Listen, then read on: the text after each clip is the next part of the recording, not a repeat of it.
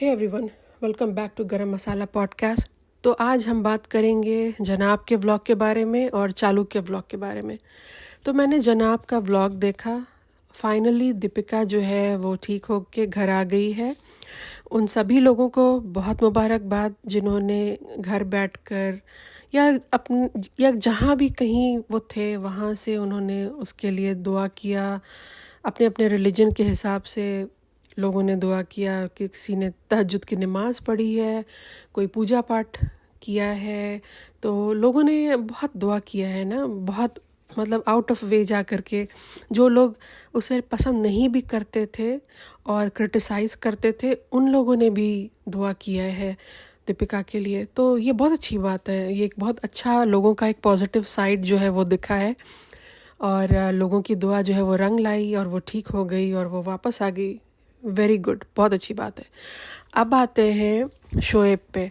शोएब का जो एटीट्यूड है ना, मैं सही बताऊँ, मुझे थोड़ा अजीब लगा। उसका ये व्लॉग ना मुझे बहुत अजीब लगा क्योंकि पिछले 1 महीने से शोएब जो व्लॉग्स जो छोटे छोटे जो अपडेट्स वो हमें दे रहा था, उसमें वो काफ़ी परेशान लग रहा था, जो कि समझ भी आता है कि वो क्यों इतना परेशान था। और उसका उसका ये जो एक अपीयरेंस है ना, वो अफेक्ट हुआ है, हमें दिख रहा है। वो उसका वेट लॉस हो गया है और एक परेशान आदमी समझ में आ जाता है। तो वो चीज़ हमें दिखी और उसने दीपिका के लिए काफ़ी कुछ किया। वो अपनी बीवी के साथ खड़ा रहा। ये सब चीज़ें हमें बिल्कुल दिखी और लोगों ने बहुत अप्रिशिएट भी किया, लोगों ने बहुत पसंद किया इस बात को। और वेरी गुड, बहुत अच्छा था। लेकिन ये जो व्लॉग था ना, ये इसमें शोएब इब्राहिम का ये एक वो वाला साइड दिखा जो बहुत पुराना साइड है, जो जिससे हर लोग वाकिफ़ है, हर लोग जानता है इस साइड के बारे में। और वो है इसका एक घमंडी साइड, इसका एक एरोगेंट साइड। तो वो एक ऐसा साइड है जो वो इस व्लॉग में दिखा। जिस तरीके से शोएब इब्राहिम ने ये बोला कि मैं अपना व्लॉग कल ही डालने वाला था लेकिन मैंने नहीं डाला क्योंकि इतना बड़ा हादसा हो गया, प्लेन क्रैश हो गया, तो मैं नहीं डाल सका, तो इसलिए मैंने आज डाला। और एक दफ़े नहीं, इसने ये 2-3 दफ़े अपने व्लॉग में ये रिपीट किया है। तो भाई, आपको अपने व्लॉग की पड़ी है। अभी आप इतने ज़्यादा ट्रोल हुए हैं पहलगाम वाले इशू में, आपको इतना ज़्यादा सुनाया गया है, इतना ज़्यादा सुनाया गया है आपको और आपकी बीवी को, और अभी भी आपकी आंखें नहीं खुली हैं, अभी भी आपको अकल नहीं आई है। आप फिर वही गलती कर रहे हो। आप ये फिर अपने इनसेंसिटिव कमेंट्स आप बता रहे हो कि मैं कल ही डालता लेकिन मैंने नहीं डाला। तो भाई, आपने कोई एहसान नहीं किया है किसी के ऊपर, कोई एहसान नहीं किया है। आपका व्लॉग डालना आपकी मजबूरी है। आप इस व्लॉग को आप लोग इसलिए डालते हो क्योंकि आपको पैसे कमाने हैं। और ये सेम जाता है, सेम स्टोरी जाती है सबा के ऊपर भी, वही अप्लाई होता है। आज के व्लॉग में सबा इब्राहिम ने एक्सेप्ट किया, लिटरली उस औरत ने एक्सेप्ट किया है। उसने ये बोला कि मेरी मजबूरी है ये वीडियोस बनाना क्योंकि मेरा घर चलता है और इन्होंने सबका ज़िम्मा ले रखा है, पूरे परिवार को ये लोग पाल रहे हैं यूट्यूब के पैसे से। तो कल को अगर यूट्यूब बंद हो जाए तो मुझे नहीं मालूम कि ये शोएब इब्राहिम और ये सबा इब्राहिम क्या करेंगे, क्योंकि लेबल DKI तो कम्प्लीटली डूब चुका है। उसके अलावा मुझे नहीं मालूम कि इनकी क्या इन्वेस्टमेंट है, या हालांकि डब्बा का तो पता है, मैं शोएब इब्राहिम की बात कर रही हूँ। मुझे नहीं मालूम कि इस बंदे का क्या है और कौन सी इनकम है, क्योंकि कोई शो वगैरह तो चल नहीं रहा है, तो बीवी भी घर पे ही है।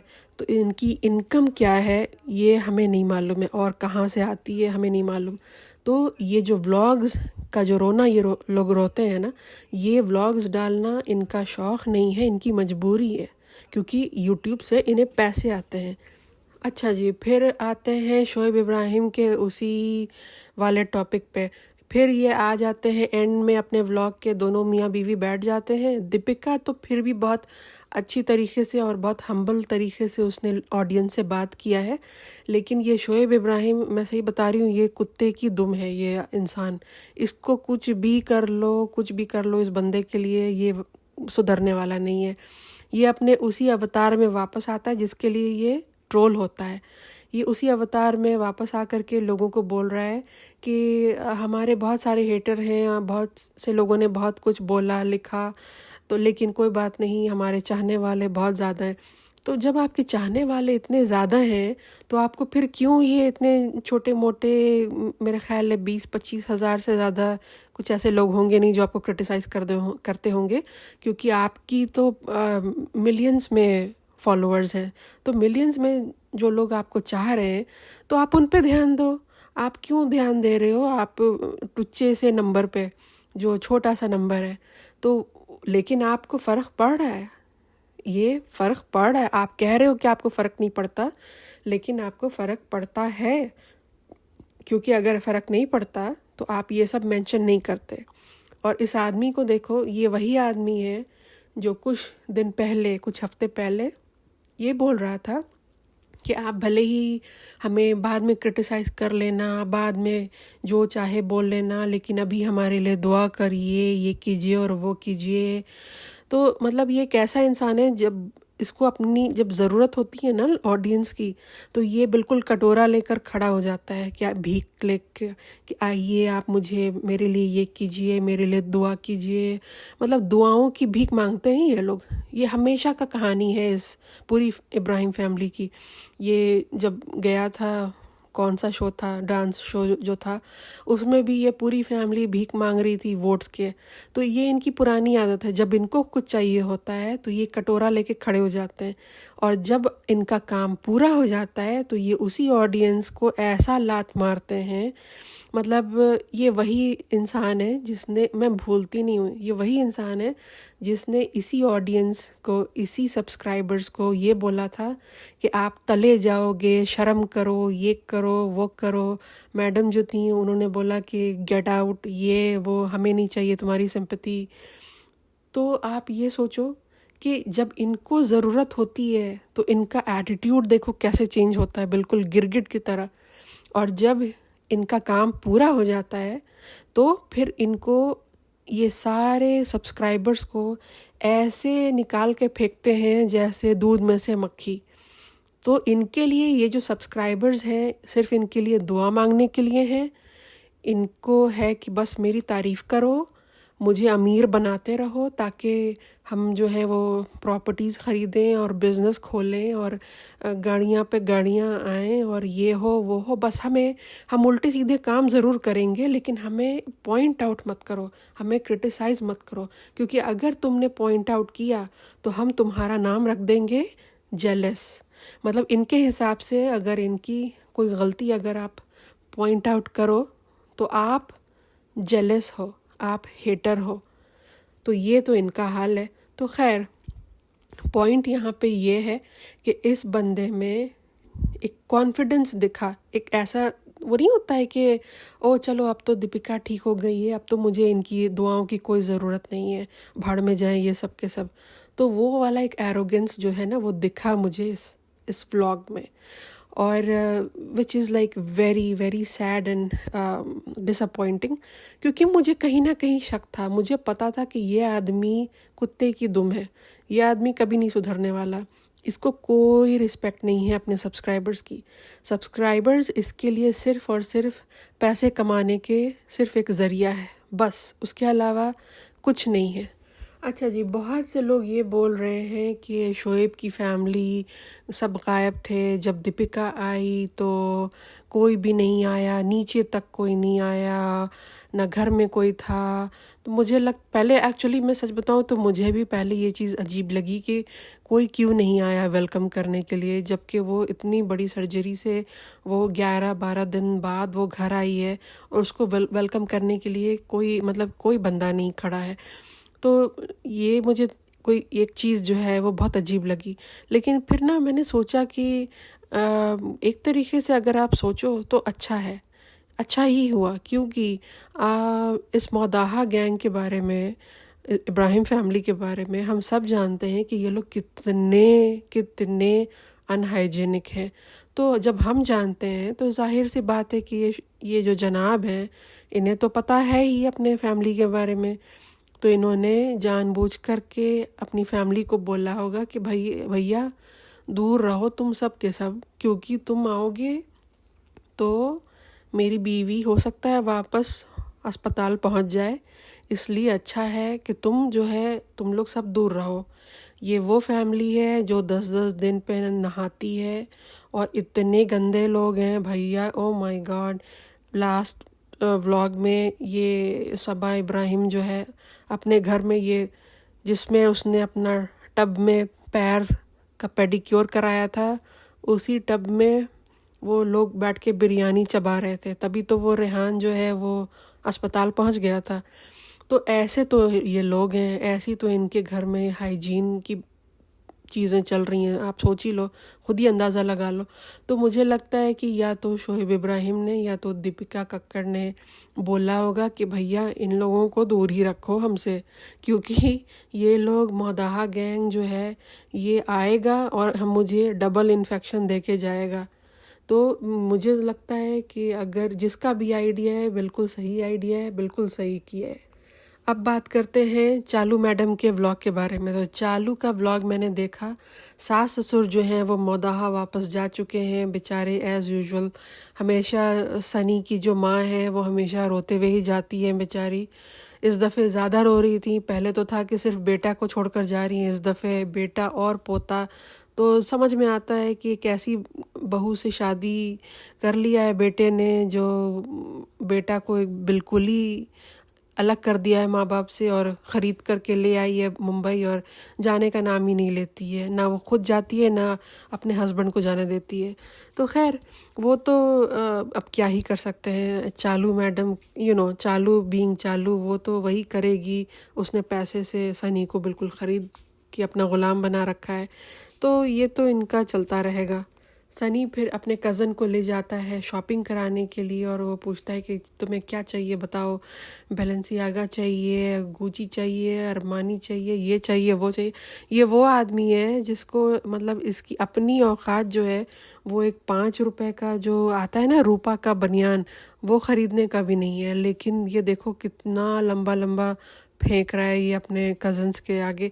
कज़न इसका जो है वो भी अपने घर जाकर हंसता ही होगा, बोलता होगा कि ये क्या आदमी है, मतलब अपनी बीवी के पैसे पे मतलब इस मतलब आप सोचो कि क्या बेशर्मी है कि मतलब बीवी के पैसे पे कोई इतना कैसे इतरा सकता है, इतना कैसे घमंड कर सकता है।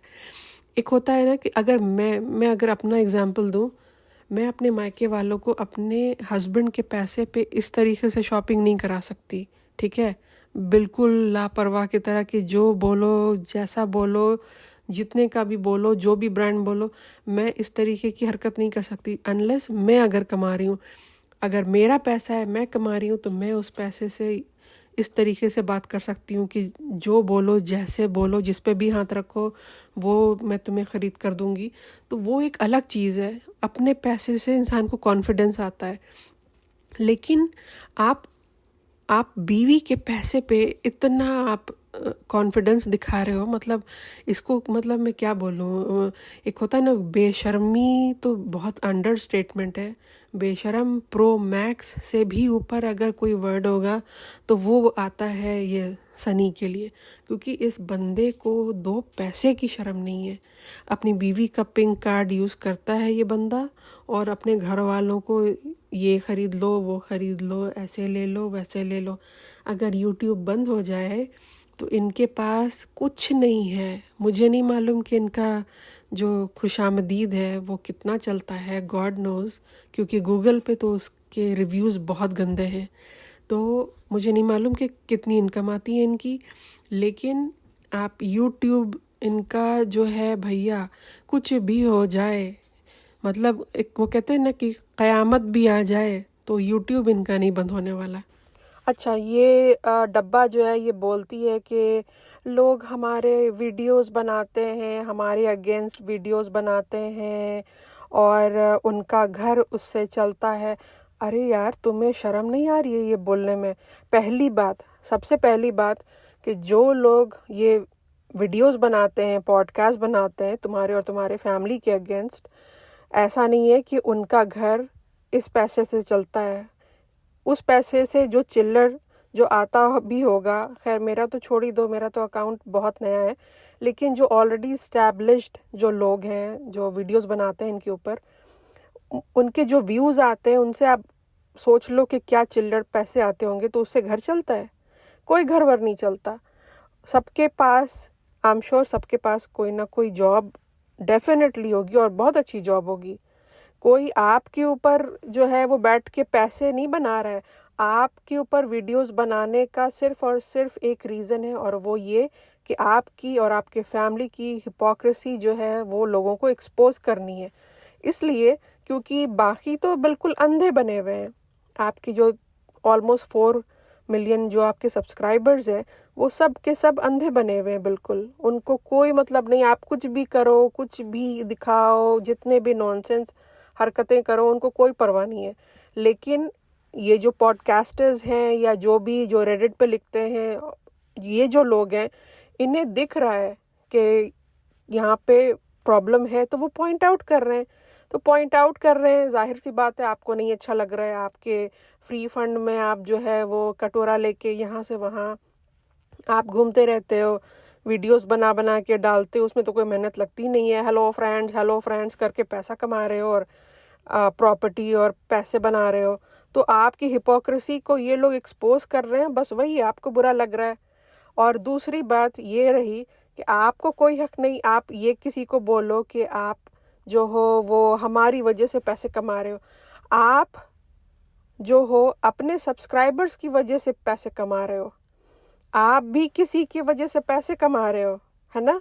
जब आप किसी की वजह से पैसे कमा रहे हो और आपका घर चल रहा है 3 मिलियन लोगों की वजह से, 4 मिलियन लोगों की वजह से, तो आपका कोई मुंह नहीं है ये बोलने का कि ये जो छोटे छोटे जो पॉडकास्टर्स का नाम नहीं लिया उसने, लेकिन उसका मतलब वही था। तो वो कहती है कि हाँ, ये मेरी वजह से, हम लोगों की वजह से इनका घर चल रहा है और ये वो। भाई, आपकी वजह से किसी का कोई घर नहीं चल रहा है, खुदा न खास्ता। सबकी बहुत अच्छी जॉब है, सब पढ़े लिखे लोग हैं। आप जैसे गंवारों को सारे एक्सपोज कर रहे हैं, बस ये आपको पच नहीं रही है ये बात। अच्छा, ये बोल भी कौन रहा है? सोचो ज़रा, ये कौन बोल रहा, किसके मुंह से ये बात निकली है? डब्बा जैसा इंसान जिसने पैसे के दम पे सबको ख़रीद रखा है, अपने रिश्तेदारों को भी नौकर बना रखा है, अपने हस्बैंड को भी पैसे के दम पे ही ख़रीदा है। क्योंकि अगर पैसा इसके पास नहीं होता तो सनी इससे कभी शादी नहीं करने वाला था, ये तो 100% है। क्योंकि वो खुद ही एक बहुत बड़ा लालची आदमी है, ठीक है? तो ये तो डब्बा के मुंह से अच्छा लगता ही नहीं है अगर जब वो ये बोलती है कि दूसरे जो हैं वो इसके व्लॉग से पैसे बना रहे हैं। दूसरे अगर बना भी रहे हैं, फॉर एग्जांपल अगर बना भी रहे हैं, तो तुम अपने आप को देखो, तुम क्या कर रही हो? तुम भी वही काम कर रही हो जो तुम दूसरों को बोल रही हो। तुम भी लोगों को दिखा दिखा के, अपने फैमिली को दिखा दिखा कर, उनका गंवारपना दिखा दिखा कर पैसे बना रही हो, व्यूज़ कमा रही हो। और तुम पिछले 5 साल से यही कर रही हो। तुम्हारे पास कोई काम धंधा नहीं है। आज के आज अगर यूट्यूब बंद हो जाए तो तुम और तुम्हारा नल्ला पति बैठा रहेगा। तुम्हारी कोई औकात नहीं है, तुम्हें कोई 500 रुपये महीने पर भी कोई नहीं रखेगा। ये तो तुम्हारी औकात है। तो चलिए, आज के लिए सिर्फ इतना ही। इस फैमिली के लिए, डब्बा के लिए, जनाब के लिए, गुटखा किंग के लिए, मतलब इंसान जितना बोलता जाए, दिन भर भी बोले तो भी बहुत कम है।